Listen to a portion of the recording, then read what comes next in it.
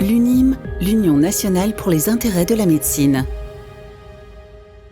Association indépendante, l'UNIM défend les intérêts des professionnels de la santé depuis plus de 40 ans et leur propose les meilleures conditions d'assurance professionnelle et privée à des tarifs privilégiés négociés avec son partenaire Allianz.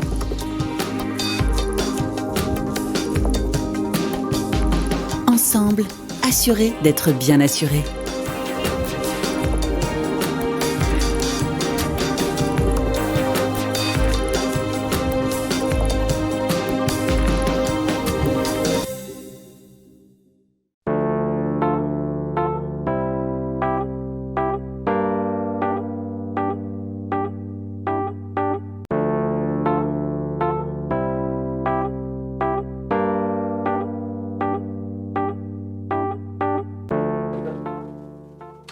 Bonsoir à tous, nous sommes ravis de vous retrouver pour ce 20e mardi de la santé proposé par Clinique Médico-Sport en partenariat avec l'UNIM, l'Union nationale des intérêts pour la médecine.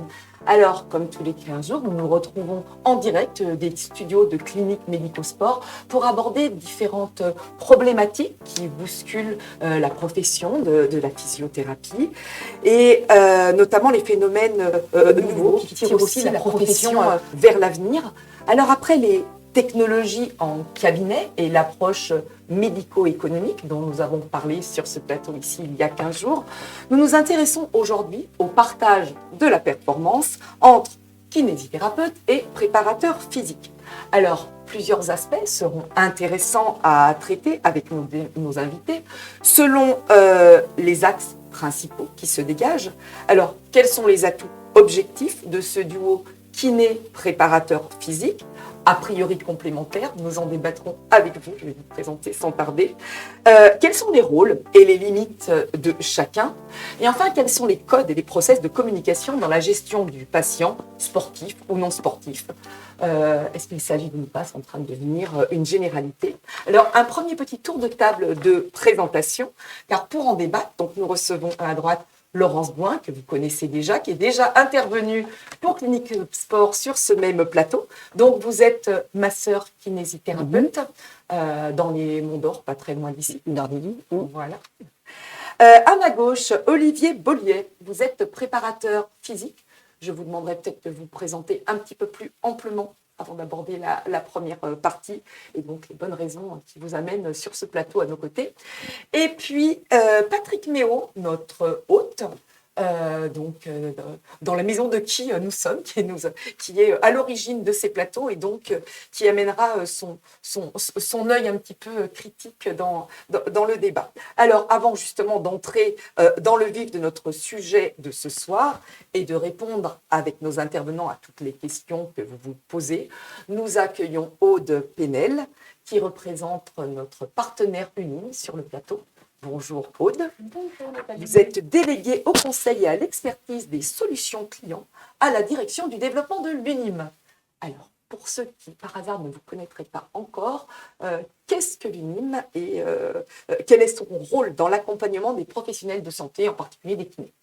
Alors l'UNIM, on est bien évidemment partenaire des mardis de la santé de l'UNIM avec Clinique Médico-Sport. On est une association à but non lucratif qui a été créée il y a plus de 40 ans, 45 ans cette année, par des professionnels de santé comme vous. Et ces professionnels de santé se sont regroupés en association avec un double objectif, celui de protéger les intérêts des professionnels de santé et également d'aller négocier pour vos professions des garanties qui soient spécifiques à l'exercice de vos professions. Donc cette association elle a la particularité d'avoir un conseil d'administration qui est exclusivement composé de professionnels de la santé comme vous. Et pour s'appuyer sur des solutions d'assurance, elle a choisi un assureur de renom qui s'appelle Allianz, que vous devez certainement connaître, puisque en effet, c'est le numéro 1 européen de l'assurance aujourd'hui. Merci beaucoup. Alors, est-ce qu'on pourrait prendre un cas pratique pour illustrer et mieux comprendre finalement? Oui, alors l'UNIM, on va vous accompagner sur plein de sujets. On va vous accompagner sur de la complémentaire santé, c'est assez classique. On va vous accompagner sur de l'assurance emprunteur. donc pour protéger vos investissements. On va également vous accompagner sur tout ce qui est exercice en groupe et on va vous accompagner, on va dire, sur un sujet plus connu qui est celui de la prévoyance individuelle. Puisque vos régimes sociaux, notamment celui des kinés, la carte Inco, est largement défaillant, on va dire, pour faire face à l'ensemble de vos revenus à titre privé et professionnel. Et donc, on va vous proposer des contrats de prévoyance qu'on a spécifiquement négociés pour vous et qui vont intervenir soit en cas d'arrêt de travail pour compléter un revenu, par rapport à ce que vous donne la carte Inco et désormais la sécurité sociale, puisqu'il y a eu une réforme au 1er juillet. On va intervenir également mais votre capacité de vente va être touchée. On va venir compléter également vos revenus et puis également en invalidité totale puisqu'on va venir remplacer pour le coup la totalité de vos revenus en parallèle de ce que peuvent vous donner les régimes obligatoires. Et puis le cas le plus extrême, c'est le cas bien évidemment du décès où on va venir à la fois apporter des capitaux à la famille pour qu'ils puissent continuer à maintenir leur niveau de vie, apporter des capitaux parfois aux associés quand il y a des parts qui ont été créées. On sait que notamment travailler beaucoup avec des structures type SCM ou SCI ou dans des cadres de maisons médicales. Et puis également verser ce qu'on appelle des rentes conjointes pour maintenir le niveau de vie du conjoint survivant ou des rentes éducation pour que les enfants puissent continuer à poursuivre leurs études. Voilà. En gros, une prévoyance, c'est vraiment là pour pouvoir dormir les yeux fermés. Les yeux fermés, c'est quand même mieux d'ailleurs. Dormir les yeux fermés. Dormir sur ses deux oreilles, c'est ça l'expression consacrée. De pouvoir dormir sur ses... non, elle était bonne celle-là. Dormir sur ses deux oreilles et vraiment être tranquille dans n'importe quel cas de figure. Et nos correspondants locaux sont là pour vous accompagner sur ces thématiques-là et notamment l'association à vos côtés pour aller négocier des prestations parce que on est spécialiste dans son métier. Vous êtes des spécialistes soit de la préparation physique, soit de la kinésithérapie, mais on n'est pas forcément des spécialistes de l'assurance. Et donc, vos confrères ont été là, en tout cas se sont penchés sur le sujet pour aller vraiment regarder, vous savez, ces petites lignes qui font la différence dans les contrats. Eh bien, merci beaucoup, Aude. Comme d'habitude, c'était très clair, c'était limpide. Merci beaucoup. Alors, comme tous les 15 jours, un atelier est proposé par l'UNIM à l'issue de ce plateau. Alors, pour faire un petit teasing et accrocher nos auditeurs jusqu'au bout, de quoi s'agira-t-il ce soir ? Alors, ce soir, on va revenir sur la réforme des indemnités journalières. Il s'avère que vous nous interrogez encore beaucoup sur cette question-là. Tout le monde n'a pas forcément revu son contrat suite à cette réforme-là, donc il me semble important de vous apporter en tout cas l'information. En quoi cette réforme a pu vous impacter, comment il faut revoir son contrat et bien évidemment vous accompagner si besoin et en tout cas poser toutes les questions dont vous aurez besoin. C'est un atelier qui dure environ 10 minutes, on va vous expliquer ça avec des petits schémas et puis bien évidemment après vous serez libre de poser toutes les questions que vous souhaitez. Pensez à allumer le micro pour pouvoir participer. Voilà.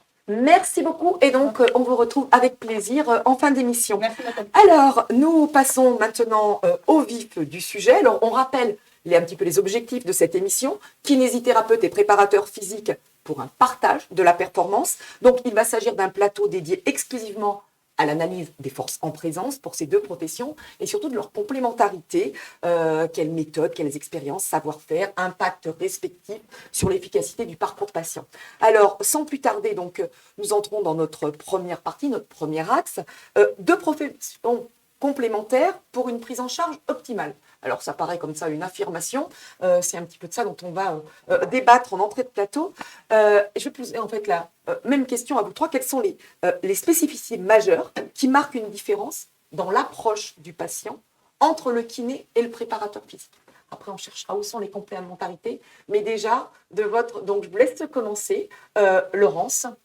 La différence entre notre intervention à nous et celle du préparateur, c'est tout simplement le patient vient nous voir en général avec une ordonnance. Donc, on part sur un soin sur une pathologie, sur un soin. Et ce soin peut ensuite se prolonger par une préparation spécifique avec l'association d'un préparateur. Si on a les capacités d'en faire une certaine partie, on peut la faire. On peut aussi le faire dans un système hors nomenclature, mais surtout travailler en parallèle avec un préparateur qui organisera et structurera des séances beaucoup plus spécifiques autour de l'activité sportive et de la remise en route du sportif, s'il s'en est un, ou en tout cas, c'est peut-être une découverte aussi de l'activité que la personne aura décidé d'exercer. Voilà. Alors, votre présence sur ce plateau n'est pas complètement innocente, c'est-à-dire que vous vous occupez beaucoup de sportifs aussi oui, dans votre... beaucoup de coureurs à pied, oui, voilà, voilà. et d'autres sportifs, puisque je suis moi-même sportive, mais et puis bon, aussi parce que je trouve que on a vraiment... j'aime bien travailler en groupe, j'aime bien travailler avec d'autres professions, et je trouve qu'avec le sportif, c'est vraiment l'approche la plus complète. C'est celle qui nous permet d'aller chercher beaucoup de praticiens autour. Voilà. Et c'est pour ça que je trouve que c'était important de le préciser Oui. en préambule, puisque c'est aussi ce qui vous réunit. Et donc, Olivier, je vais vous adresser la même question. Alors, je vous ai présenté comme préparateur physique. Je ne vais pas faire toute votre palmarès, mais par contre, ça va beaucoup intéresser nos auditeurs. Donc, vous êtes beaucoup occupé de sportifs de haut niveau, notamment dans le ski, à la FFS, si je ne m'abuse. Je vous laisse juste nous dire en une minute un petit peu quand même votre parcours et finalement ce qui vous a amené sur le plateau pour qu'on comprenne les questions qu'on va vous poser et pourquoi on vous a invité à participer. Très bien, bonsoir à tous. Moi, ces 20 dernières années, j'ai travaillé quasi exclusivement avec des athlètes de haut niveau ou des athlètes professionnels, ce qui est important à signaler quand on va discuter de la prise en charge, c'est-à-dire que c'est un monde quand même particulier, le sport professionnel et le sport de haut niveau. J'ai travaillé dans des sports aussi divers que la natation, les sports de glace, et j'ai passé 2 Olympiades avec la Fédération française de ski, sur les équipes nationales. En parallèle de ça, je suis formateur au sein de l'université Claude Bernard en sciences du sport, en Master 2. Et donc, pour répondre à la question posée, c'est vrai qu'historiquement, quand un sportif se blessait, il passait par la case kiné, quasi exclusivement. Une fois que le kiné avait fait son job, alors il faudra identifier ce qu'on attendait à l'époque du kiné, il passait chez nous.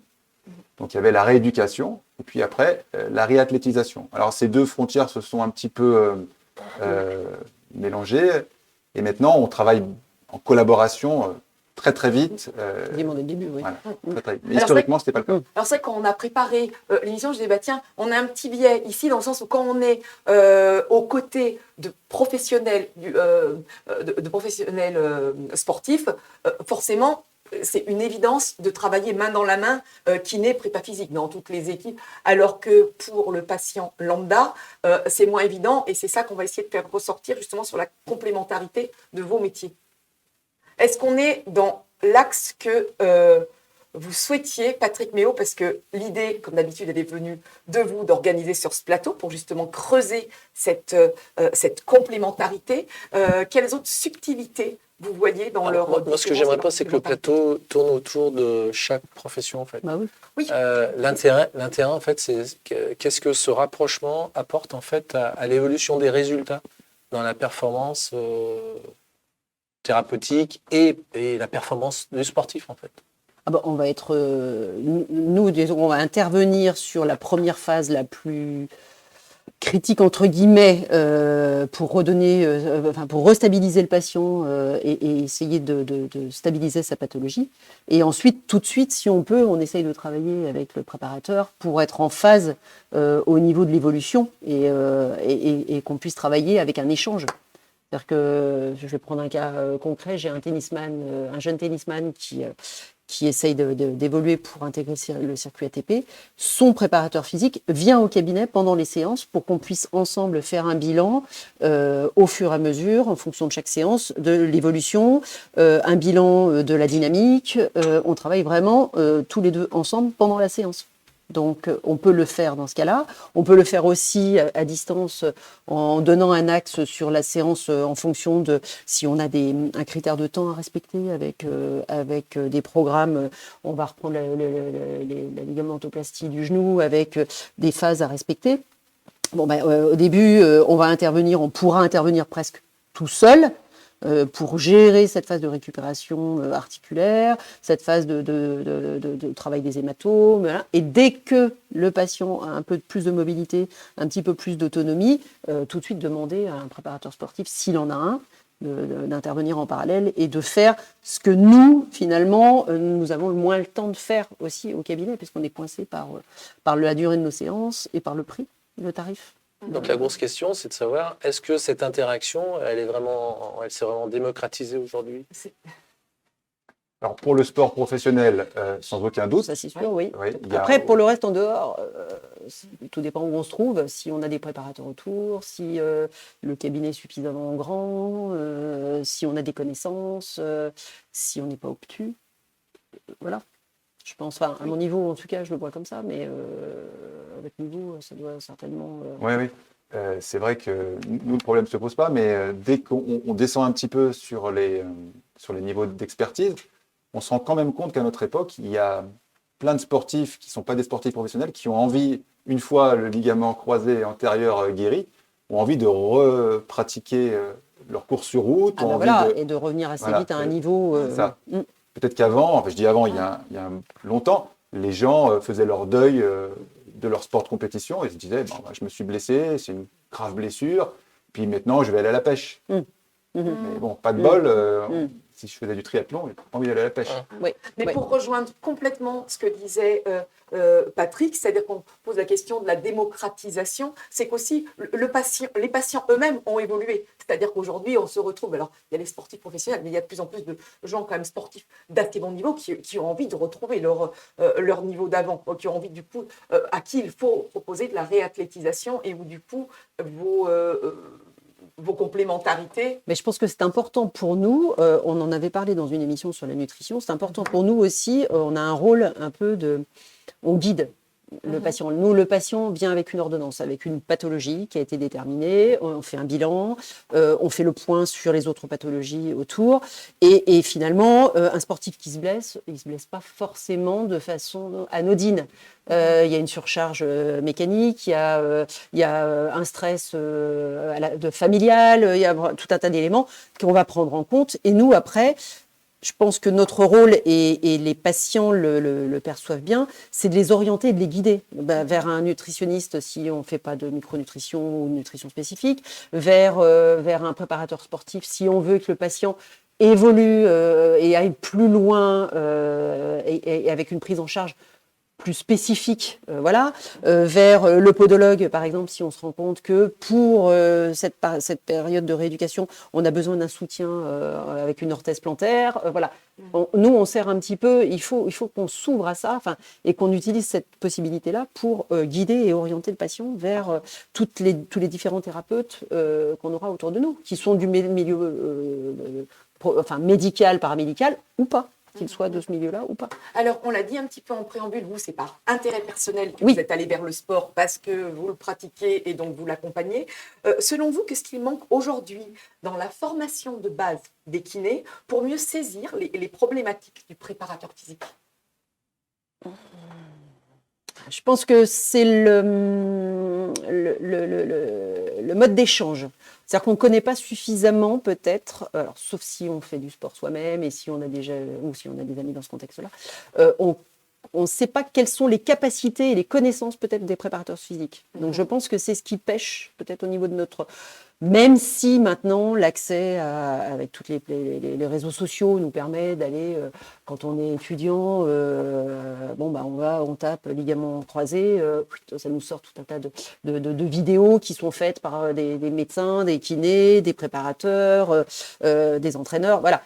On sait que ça existe, mais c'est vrai qu'on n'a pas la notion des compétences de chacun et on acquiert ça au fur et à mesure de notre expérience professionnelle. Donc je pense qu'on mûrit au fur et à mesure et ça manque peut-être, et ça devrait peut-être être un petit peu plus développé.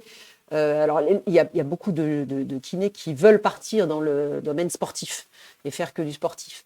Mais on est vite limité par le prix de nos séances et on est vite limité aussi par les investissements éventuels. Donc c'est vrai que ce serait bien de pouvoir travailler un peu plus en partenariat et de tout de suite essayer de faire d'intégrer un réseau pour pouvoir guider et bénéficier de tout ça. Est-ce que cette reconnaissance des compétences respectives dit que nous, finalement, on manque peut-être de cette de connaissances sur leur expertise? Est-ce que le contraire est vrai ou faux? Peut-être un peu moins vrai. Nous, dans nos cursus d'études, en tout cas celui que je connais à l'UFR Stade de Lyon, on a un nombre non négligeable de kinés qui viennent former nos étudiants pour qu'on ait justement un langage commun.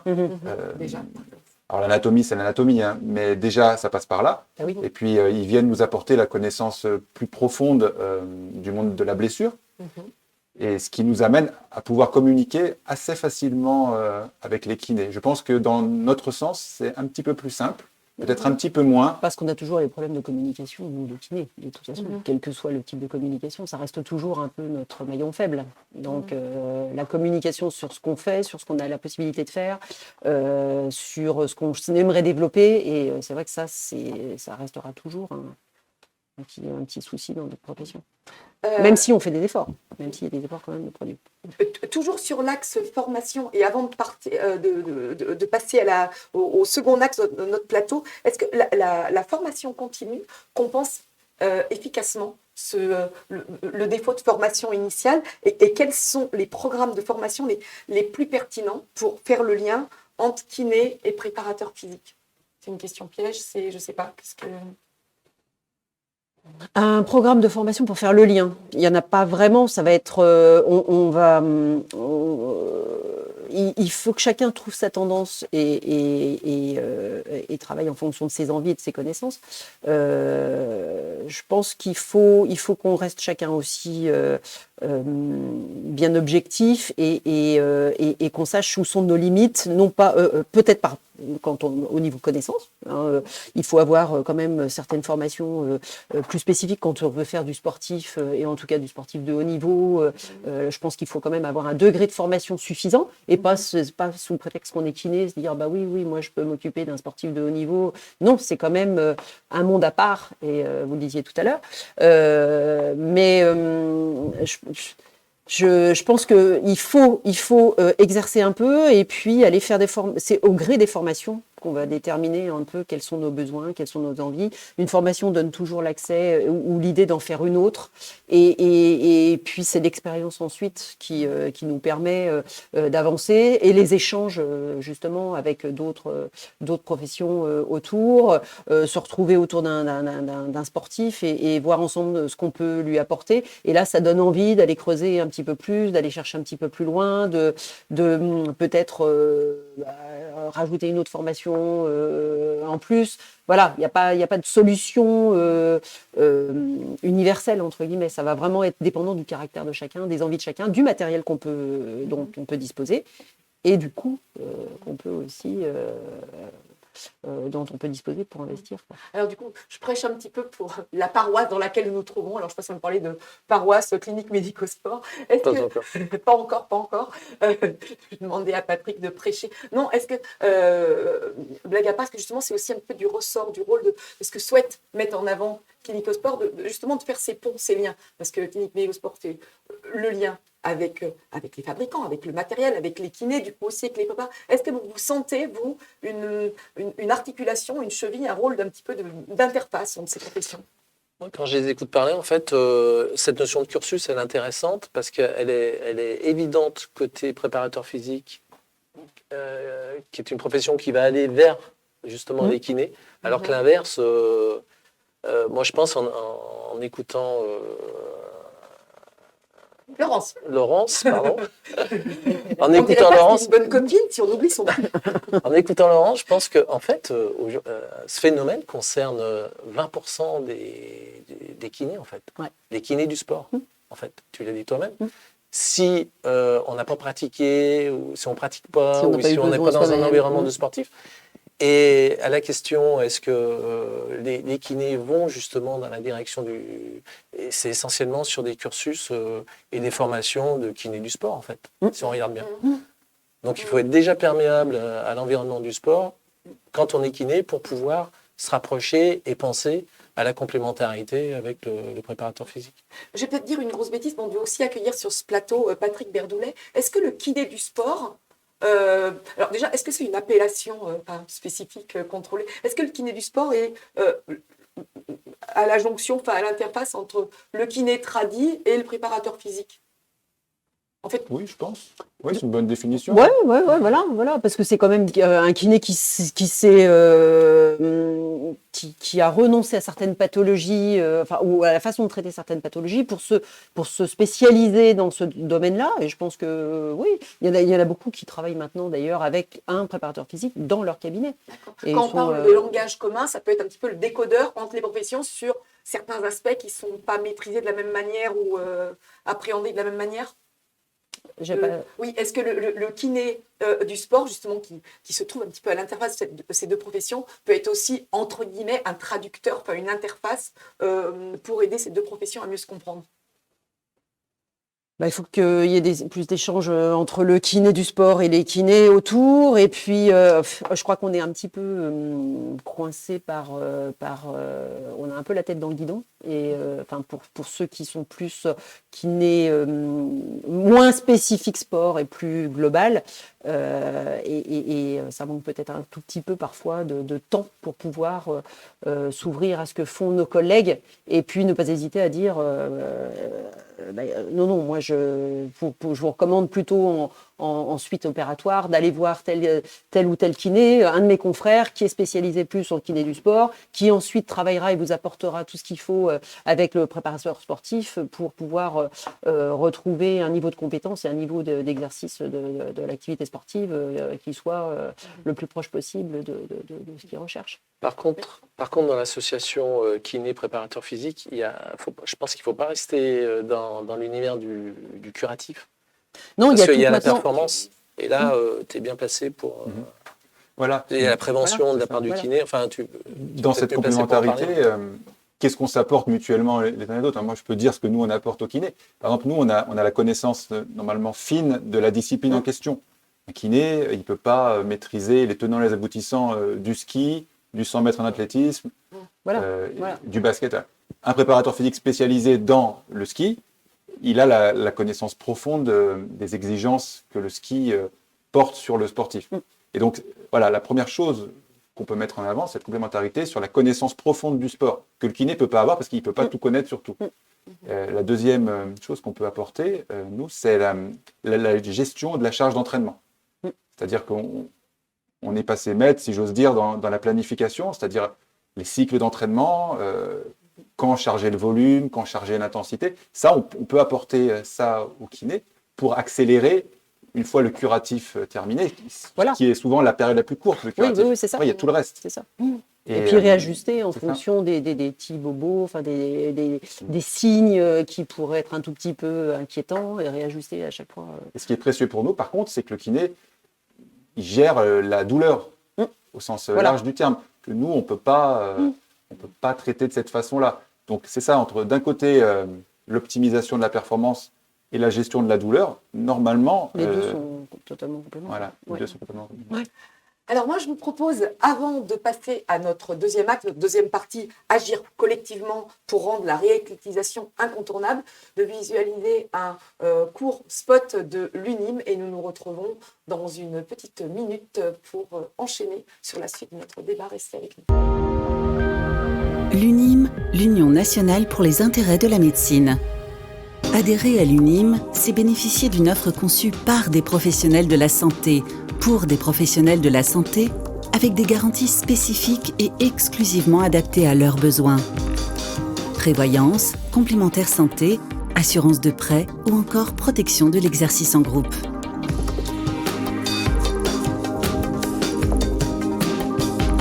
Ensemble, assurés d'être bien assurés.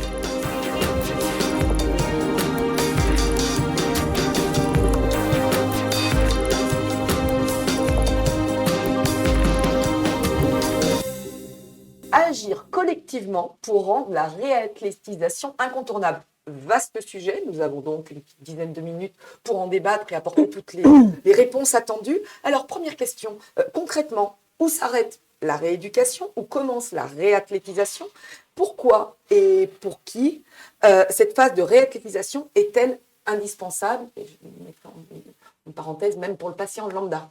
Donc, je vais m'adresser à vous, Olivier, et je vous laisserai compléter, Laurence. Alors, la réathlétisation se divise en deux parties dans le sport moderne. Le retour au jeu et le retour à la compétition, ce qui est très différent. C'est-à-dire qu'en clair, la première étape, c'est de pouvoir proposer au sportif sa réintroduction dans son groupe d'entraînement, dans son équipe. Mais l'entraînement, ce n'est pas la compétition. Donc il y a un deuxième step, c'est le retour à la compétition. Et là, c'est encore un step qui est un grand pas à franchir, parce qu'entre s'entraîner à des intensités modérées et la compétition le week-end, voilà. Donc il y a déjà 2 étapes dans la réathlétisation. Je te laisse définir la rééducation, peut-être, qui est en amont. La rééducation, ça va être pareil. Ça va être toute la première gestion de la douleur, de l'inflammation. Et ensuite, le travail éventuellement articulaire, le travail de remise en route pour pouvoir bénéficier de la réathlétisation derrière. Donc, on a vraiment...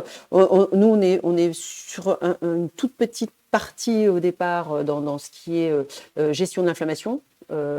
Travail soulager la douleur, lui redonner l'amplitude, faire en sorte qu'il reprenne confiance et qu'ensuite le terrain soit prêt pour qu'on puisse vraiment revenir, le remettre en jeu et puis peaufiner, affiner au fur et à mesure en fonction de ce que le préparateur nous donnera comme indication ou ce que le sportif nous donnera aussi comme indication sur son ressenti. Est-ce que c'est simpliste de dire qu'en gros, la rééducation, c'est le retour à la fonctionnalité et que la réathlétisation, c'est le retour à la performance? Non, c'est pas simpliste, c'est tout à fait. Oui, ça va être. Moi, ça me paraît cohérent. Historiquement, la rééducation, c'était ramener le patient redonner la fonction à la vie de tous les jours. C'est ça.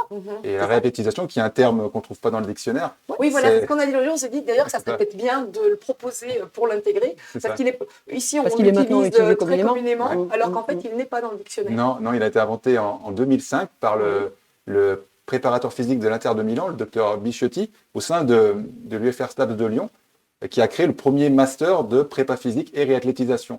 En fait, avant 2005, vous ne trouverez pas d'écrit avec le mot réathlétisation, parce qu'il s'est créé à l'université, qui est vraiment un lieu de brassage des idées. Oui. Donc finalement, c'est ça, la rééducation. À l'université de Lyon? Oui, en STAPS à Lyon, oui. On va le retenir, ça. Oui, j'espère. Et donc la rééducation, ça, c'est ramener le patient à une vie... Redonner une fonction. À la vie de tous les jours, et après, ramener le patient qui n'en est presque plus un, au sport, à l'entraînement, puis à la compétition. En 3 étapes finalement. Voilà, le faire évoluer. Rassurez-moi, la réathlétisation pour nous c'est quand même, on n'en parle pas, c'est pas juste lyonnais, comme ça a dépassé, c'est-à-dire que c'est né ici, mais aujourd'hui c'est quelque chose de reconnu dans le monde du sport, parce que c'est très parlant. On parle de réathlétisation, oui, on avait un athlète il est blessé, et on en refait un athlète, ce qui n'était pas gagné.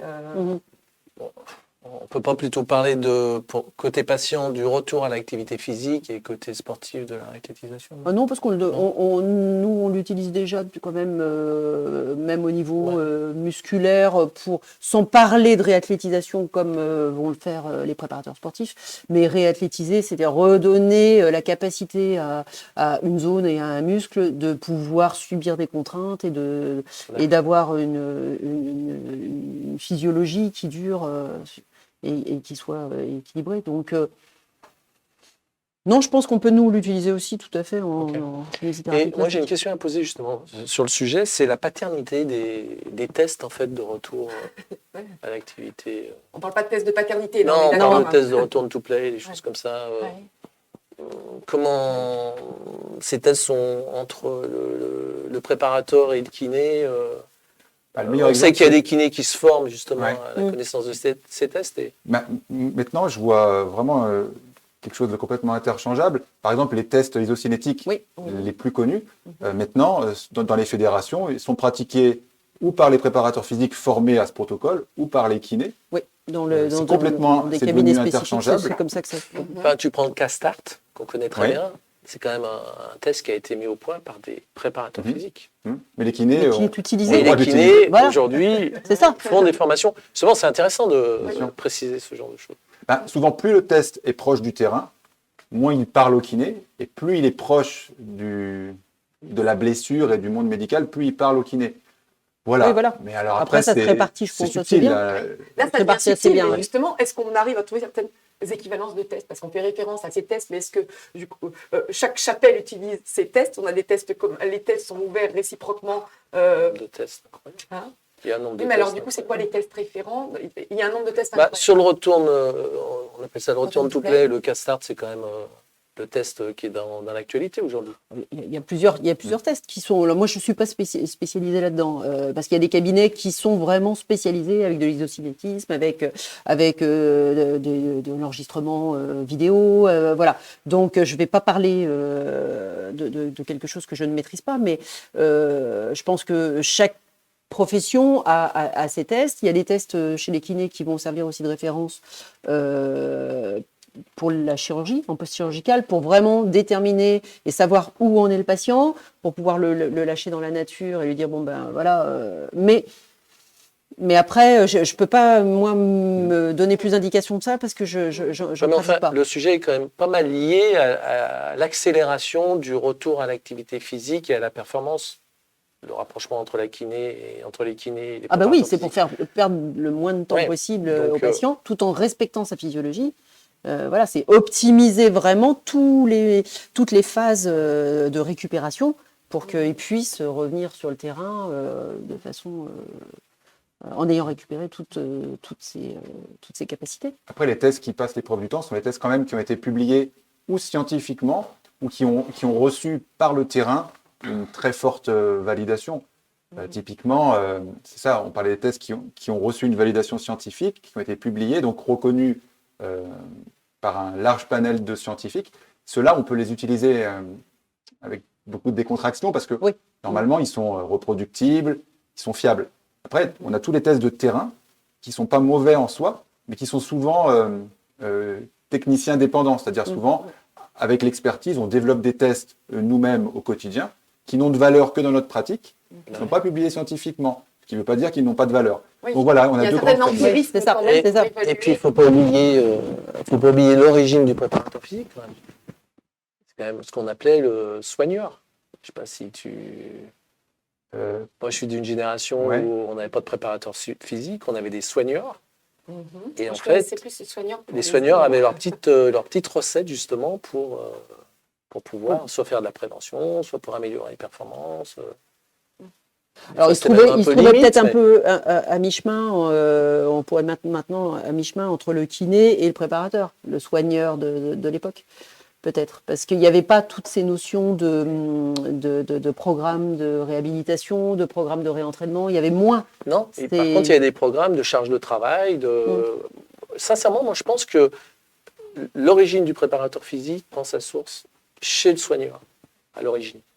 Intéressant. C'est un peu le druide de l'époque. Possible.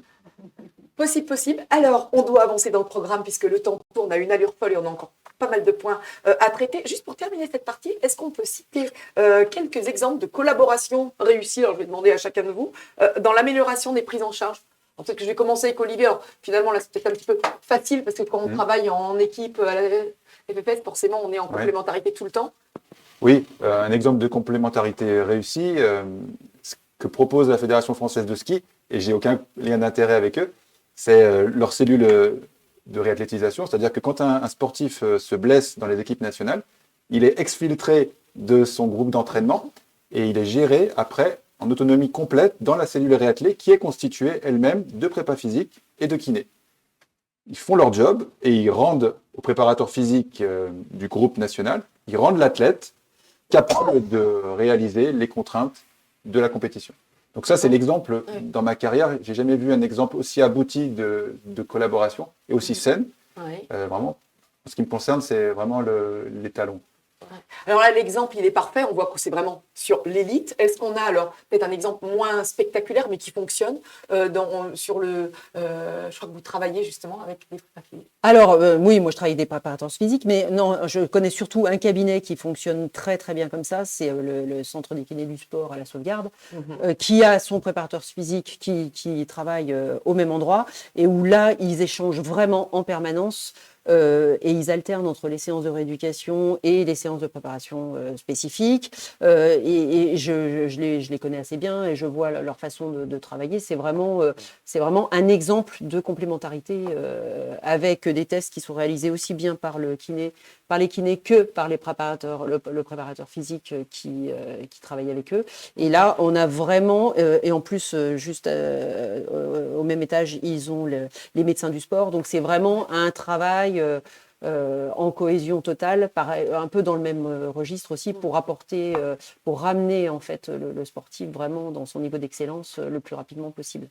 Alors, merci à tous les deux. Vous m'avez fait une transition parfaite pour notre troisième partie. Alors, travailler ensemble, on a vu que oui, mais à travers quelle structure? Alors, on vient d'en donner un petit peu des exemples. Alors, comment mettre en place et favoriser une telle collaboration entre kiné et préparateur physique? Peut-on facilement intégrer un préparateur physique dans un cabinet de kiné? Oui, il faut juste de la place. Voilà. Donc ça, c'est pas toujours le plus facile à trouver. De la place, peut-être aussi quand même un minimum de matériel.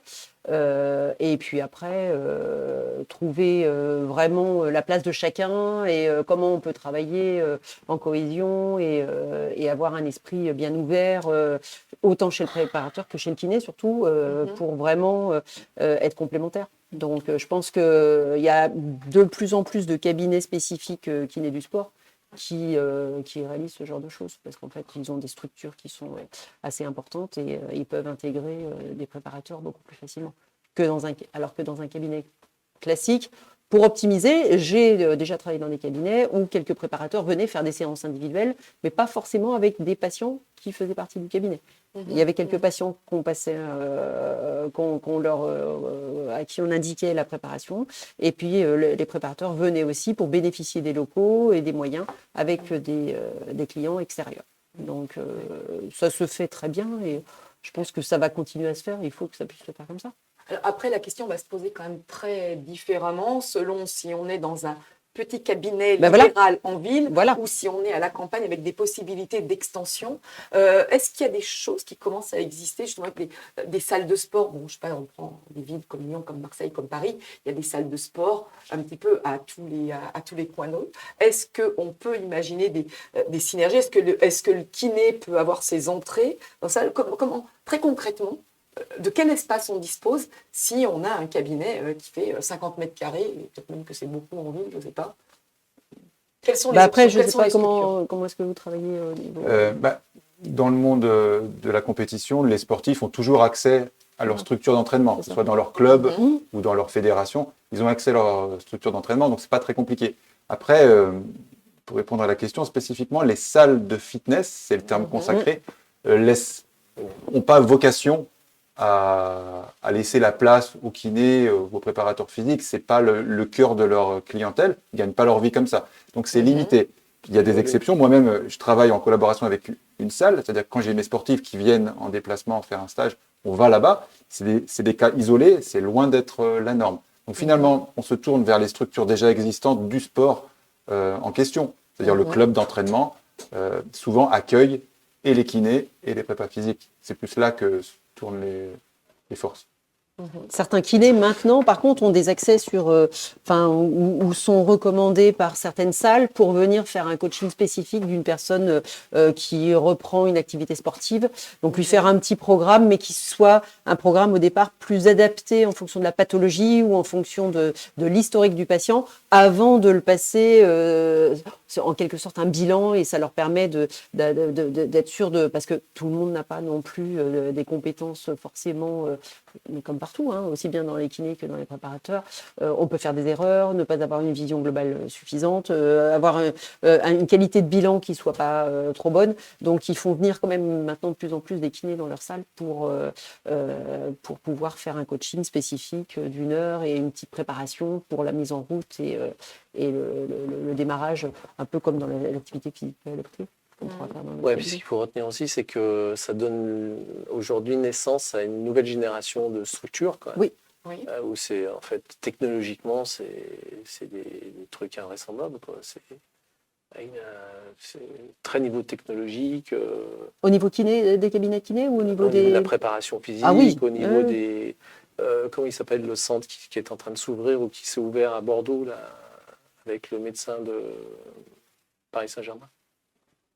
Médical, un truc de dingue, quoi. Patrick Berdoulet l'a visité. Et non, mais je pense qu'en fait, impressionnant, ils mettent en commun toutes les compétences. Ah, bien sûr, il y a du chirurgien et du préparateur physique. Donc, mais c'est ce qui est bien maintenant dans l'avenir de notre profession, enfin de nos professions, je trouve. C'est que maintenant, on commence à faire vraiment la personne, le sportif, le patient se trouve au centre et on s'articule tous autour. Ouais. Voilà, et il y a de plus en plus d'échanges et ça, c'est quand même très bien.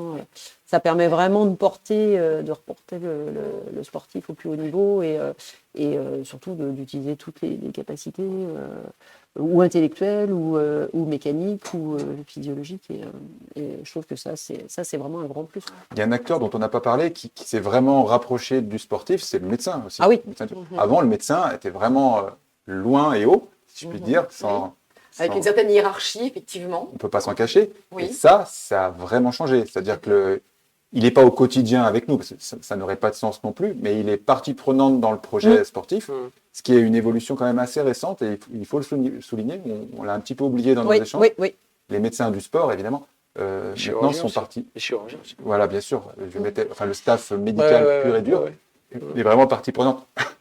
Oui, c'est vrai que c'est vrai. Non, mais maintenant, je trouve qu'il y a vraiment une grosse... il y a un gros panel et c'est bien utilisé. La plupart du temps. C'est un phénomène qui est en marche. Oui, en fait. Là, c'est une reconnaissance des spécificités de chacun. C'est ça. C'est que si on commence à analyser quelles sont les compétences de l'autre, on les comprend. Donc c'est vrai que de la hiérarchie du tout-puissant en haut, aujourd'hui, le préparateur physique, on le considère aussi, le coach aussi. Et c'est vrai que là, l'idée, c'était sur ce plateau de traiter, de voir la complémentarité entre deux professions. On a fait des plateaux précédents sur le sport santé où on a vu qu'en fait, il y avait une multitude d'acteurs et que ce qui était important de définir, de trouver, c'était comment on les articule. Parce que finalement, chacun a sa place. Personne ne va piquer la place de l'autre. Du moment qu'on sait quelles sont les compétences des uns et des autres, c'est là où on peut avoir des vraies synergies et au bénéfice du patient.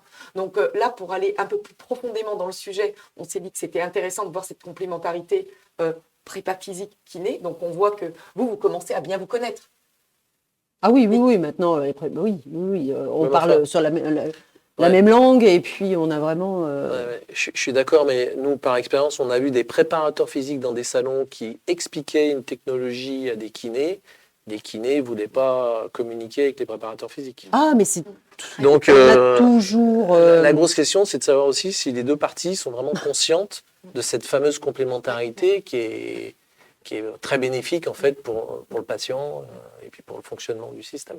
Oui, je pense que là, au niveau des sportifs de haut niveau, en tout cas, ça fonctionne bien. Donc, Alors là, il n'y a plus que quelques minutes, mais je voulais juste, on n'a pas du tout eu le temps de l'évoquer. On avait, lors de notre échange, c'est dit, tiens, il y a certains aspects de complémentarité.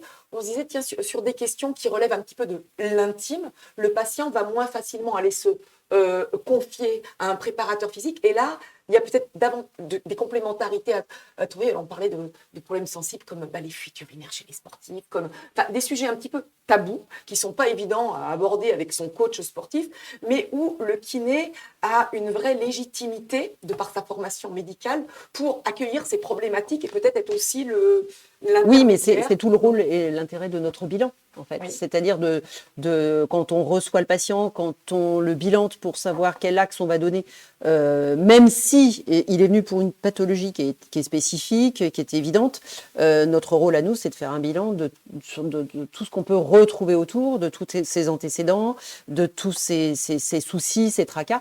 Et donc, c'est vrai qu'il va peut-être plus facilement avec nous oser en parler et travailler. Donc, notre rôle après, ce sera d'informer le coach sportif en lui disant peut-être que tu n'auras pas telle ou telle version, tel ou tel versant des problèmes, mais sache que pour la préparation, il faudra bien prendre en compte une fragilité au niveau urinaire, un antécédent au niveau chirurgical, parce que quelquefois, le patient, quand il est dans notre cabinet, quand il répond à nos questions, va s'ouvrir, surtout ce versant chirurgical, mais pas forcément avec le coach, je pense. Alors après, les sportifs de haut niveau, c'est particulier, parce que là, il y a vraiment le staff autour, donc tout le monde communique, on sait quel est l'historique, parce que il est transparent, entre guillemets, le sportif de haut niveau. Hein, donc voilà. Mais le sportif intermédiaire ou la personne qui veut se remettre dans une activité physique et qui commence à déjà avoir un niveau assez intéressant, c'est vrai que je pense que le kiné a son rôle à jouer sur la transmission des données et sur les informations et c'est peut-être la qualité et le petit plus qu'on aura par rapport au contact, en tout cas au premier contact avec le sportif. Tu es d'accord, Olivier ? Eh bien, alors, j'allais vous remercier en disant que nous arrivions au terme de notre émission. Donc, on va réinviter Olivier, Laurence et Patrick pour continuer la suite de notre discussion. Mais en tout cas, pour ce qui concerne Salut, nous sommes au terme de la discussion. Ce qu'on voit, c'est qu'on a deux professions complémentaires qui doivent œuvrer, qui doivent trouver des synergies. Je vais vous demander à chacun votre petit mot de conclusion de ce débat. Bien sûr frustrant, on aimerait encore en parler pendant des heures. Que retient-on de ce débat, Olivier, et quel est votre message en sortant? Bien que l'activité physique et le sport moderne ne distinguent plus vraiment ces deux professions d'une manière hermétique, comme c'était le cas encore il y a peut-être une dizaine d'années. Maintenant, c'est très perméable, les deux professions. Et finalement, ça enrichit principalement le projet sportif, qu'on soit athlète professionnel ou pratiquant lambda. Finalement, on est vraiment, vraiment sur une voie d'interconnexion entre les deux professions qui est vraiment, je trouve, réjouissante. Merci beaucoup, Olivier. Non, tout Laurence, à fait, je suis votre tout à fait d'accord. À nous de prendre maintenant la voie aussi pour développer les capacités qu'on a et développer le réseau pour pouvoir travailler en symbiose avec les préparateurs sportifs. Merci beaucoup. Et Patrick, votre petit mot de la fin, vous souscrivez à ce... Non, nous, on continuera à promouvoir le phénomène de rapprochement entre la kiné traditionnelle et la préparation physique. Et on espère que de plus en plus de kinés traditionnels, un peu éloignés du monde du sport, viennent justement à cette fusion avec cette profession. Eh bien, merci à tous les trois, tous les quatre pour votre participation. Merci à tous de nous avoir suivis. Merci aux équipes de Ouvrez l'œil qui nous assurent la production et de Clinique Médico-Sport. Il me reste à vous annoncer la thématique de notre prochain mardi de la santé UNIM, l'accès direct au cabinet de kiné, conséquences et opportunités. Donc, on parlera de la loi RIST qui a été adoptée mi-avril et puis de toutes les conséquences que cela entraîne. Mais la soirée n'est bien sûr pas terminée puisque vous avez rendez-vous avec l'UNIM pour donc un petit atelier et je vous laisse Aude le mot de la fin pour garder tous nos auditeurs à vos côtés. Merci. Bonne soirée à tous et au plaisir de vous retrouver dans 15 jours. Merci Nathalie. On se retrouve pour un petit atelier, 10 minutes pour échanger sur la réforme, savoir comment elle vous a impacté au niveau de votre prévoyance individuelle. Pensez à poser toutes les questions et à revoir vos contrats pour que ce dernier soit toujours adapté à votre situation personnelle. Voilà, à tout de suite. L'UNIM, l'Union nationale pour les intérêts de la médecine.